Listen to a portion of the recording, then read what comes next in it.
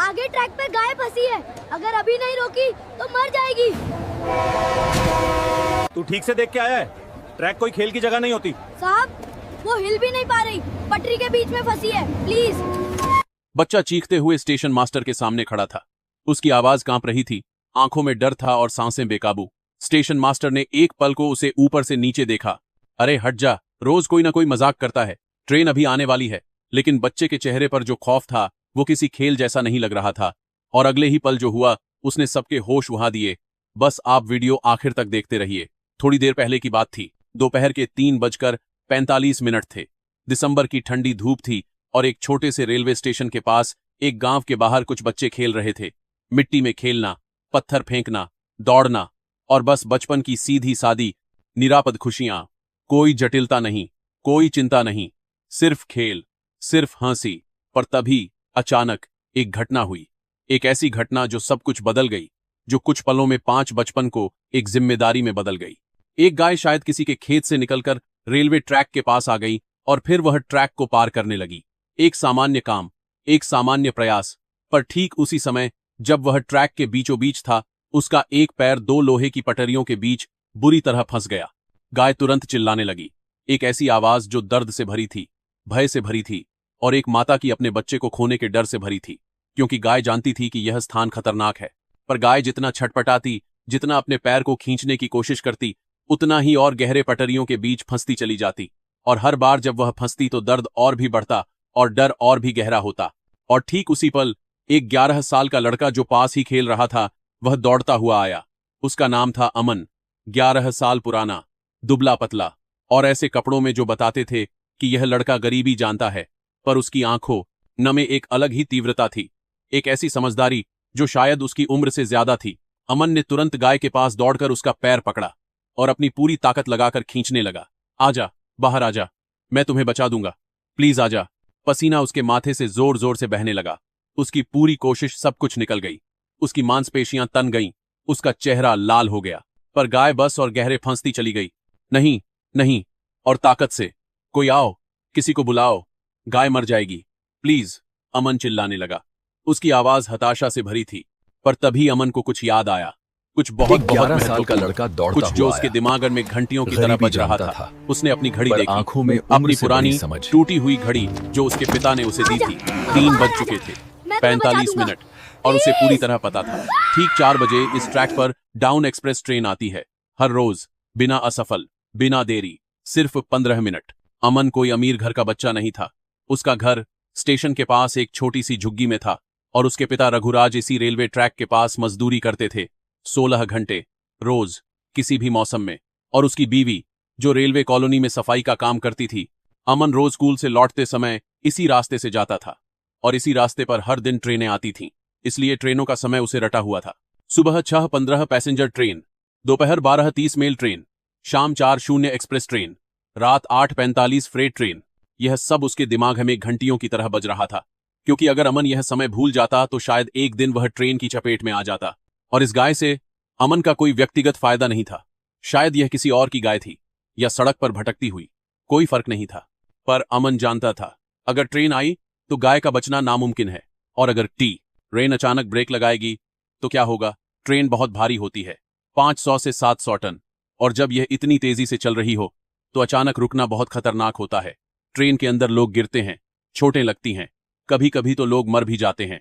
और इस ट्रेन में कम से कम 700 लोग बैठे होंगे, बूढ़े, बच्चे, परिवार, सब। इसलिए अमन ने एक फैसला किया जो शायद कोई 11 साल का लड़का सामान्य परिस्थितियों में नहीं करता। पर अमन ने किया। गाय, मैं तुम्हें नहीं बचा सकता, पर मैं उस ट्रेन को रोकवा सकता हूं। मैं स्टेशन मास्टर के पास जाऊंगा। और वह गाय को छोड़कर दौड़ने लगा, अपनी सारी ताकत के साथ, अपनी सारी गति के साथ, सीधा स्टेशन की ओर। स्टेशन मास्टर श्रीमान अजीत सिंह 50 साल के थे और 25 साल से इसी स्टेशन पर काम कर रहे थे। वह एक बहुत ही अनुशासित आदमी थे, नियमों के पक्के, और अपने काम को बहुत गंभीरता से लेते थे। उस समय वह अपने कमरे में बैठे थे, चाय पी रहे थे और सोच रहे थे कि शाम की ड्यूटी कैसी रहेगी और क्या कोई समस्या आएगी। और तभी दरवाजे पर एक बहुत ही जोर की आवाज सुनाई दी, साहब साहब, ट्रेन रोक दो, ट्रेन रोक दो। अजीत सिंह ने देखा, एक फटी पुरानी कमीज वाला लड़का अपने दरवाजे पर खड़ा था और वह चिल्ला रहा था, साहब, ट्रैक पर गाय फंसी है, ट्रेन आ रही है, प्लीज साहब, जल्दी करो, प्लीज। अमन की आवाज कांप रही थी। उसकी सांसें पूरी तरह बेकाबू थीं और उसके माथे पर पसीना जमा हो गया था। अजीत सिंह ने पहले तो एक पल के लिए सोचा, क्योंकि रोज कोई ना कोई आता है, कोई ना कोई कहानी लेकर आता है। कोई कहता है कि ट्रैक पर आग लगी है, कोई कहता है कि कोई अजनबी आदमी खड़ा है, कोई कहता है कि कोई बच्चा खो गया है, और ज्यादातर मजाक होते हैं या अतिशयोक्ति। इसलिए अजीत सिंह ने बहुत प्रामाणिकता के साथ कहा, अरे हट जा, रोज की बात है, कोई ना कोई ट्रेन रोकने की कहानी लेकर आता है। अभी तो ट्रेन 15 मिनट में आने वाली है, और ट्रेन को रोकना इतना आसान नहीं है। सरकारी नियम है, प्रोटोकॉल हैं। तुम्हारी गलती से अगर ट्रेन लेट हो जाएगी तो बहुत सारे लोगों को परेशानी होगी। पर तभी अजीत सिंह ने अमन के चेहरे को बहुत ध्यान से देखा। उसके चेहरे पर जो खौफ था वह किसी खेल जैसा नहीं लग रहा था। यह खौफ सच था, पूरी तरह सच। अजीत सिंह 25 साल से स्टेशन मास्टर था। वह लोगों की आंखें पढ़ना बहुत अच्छे से जानता था, और इस लड़के की आंखों में जो डर था वह अपने आप के लिए नहीं बल्कि किसी और के लिए था। वह एक पल के लिए अपने अनुभव के साथ अपनी सहज बुद्धि को सुना। ठीक है, चल दिखा मुझे। अगर तू सच कह रहा है तो मैं ट्रेन रुकवा दूंगा, और अगर तू झूठ बोल रहा है तो तुझे पुलिस को सौंप दूंगा। उन्होंने बहुत सख्तपन से कहा, पर साथ ही वह उठ भी गए। दोनों तेजी से स्टेशन के बाहर दौड़ने लगे, पहले पैदल, फिर एक रेलवे जीप में बैठ गए, और कुछ ही मिनटों में वह ट्रैक के पास पहुंच गए। जैसे ही अजीत सिंह ने गाय को ट्रैक में पटरियों के बीच फंसा देखा, उसके चेहरे का रंग पल भर में ही उड़ गया। यह सच था और बहुत गंभीर था। गाय पूरी तरह दोनों पटरियों के बीच फंसी थी। उसका पैर अंदर गहरे अटका हुआ था और गाय रंभा रही थी। एक ऐसी आवाज जो दर्द से भरी थी और सबको बताती थी कि यह जानवर गंभीर संकट में है। और अजीत सिंह को पता था कि समय तेजी से आगे बढ़ रहा था। अभी शायद 5 मिनट बाकी था या कम। वह एक पल के लिए भी नहीं रुके, नहीं सोचा, नहीं हिचकिचाए। उन्होंने अपना वॉकी टॉकी निकाला और बहुत तीव्रता से चिल्लाया, control room, control room, down express, down express, emergency, तुरंत ट्रेन रोकने का सिग्नल भेजो, अभी, अभी, अभी। कंट्रोल रूम में कर्मचारी थोड़े भ्रमित हुए, क्योंकि इमरजेंसी सिग्नल इतना कम नहीं आता, शायद महीनों में एक बार। पर अजीत सिंह की आवाज में जो सख्तपन था वह कोई मजाक नहीं था, यह गंभीरता थी, यह आवश्यकता थी।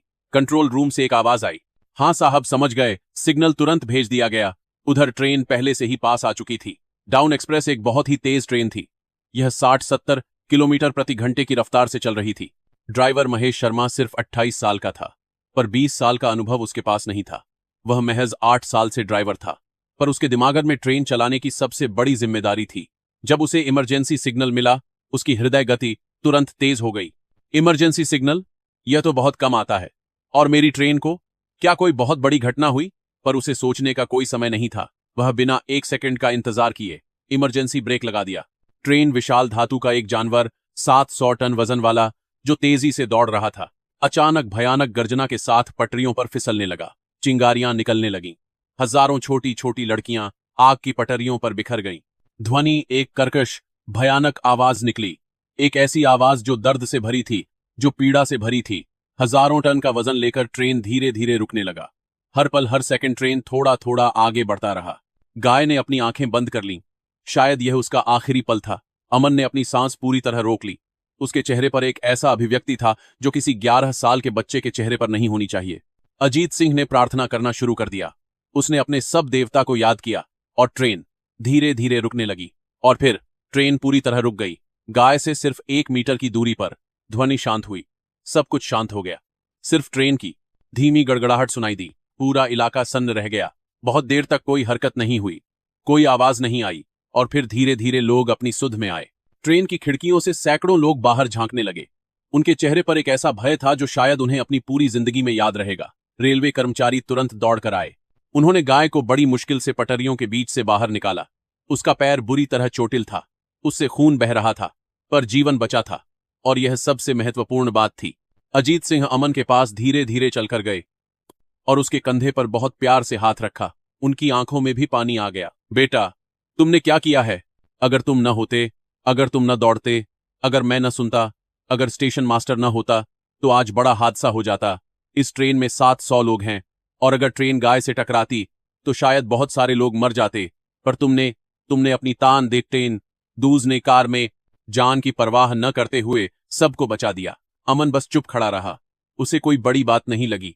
उसके लिए बस एक जीवन बचा था, एक जानवर बचा था, एक माता जो अपने बच्चे को खो सकती थी वह बचा था। उसके लिए बस इतना ही सब कुछ था। अगले दिन पूरे शहर में यह खबर आग की तरह फैल गई।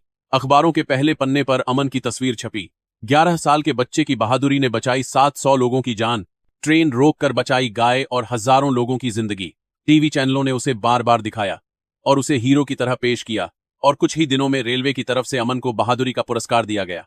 एक सर्टिफिकेट, कुछ पैसे, एक पदक और सबसे बड़ी बात सम्मान। सरकार ने भी नोटिस ले लिया और कहा कि अमन को आगे की शिक्षा सरकार देगी। पर जब अमन इंटरव्यू दे रहा था तो वह कुछ और ही कह रहा था। मैंने कुछ खास नहीं किया, बस गाय को मरते हुए देखा तो मुझे लगा कि ट्रेन को रोकना चाहिए। मैंने बस सही समय पर सही काम किया और लोगों की जिंदगी, वह तो सबसे बड़ी चीज है ना। अगर मैं न दौड़ता तो शायद बहुत सारे लोग मर जाते। तो मैंने क्या कर दिया, बस अपनी जिम्मेदारी निभाई।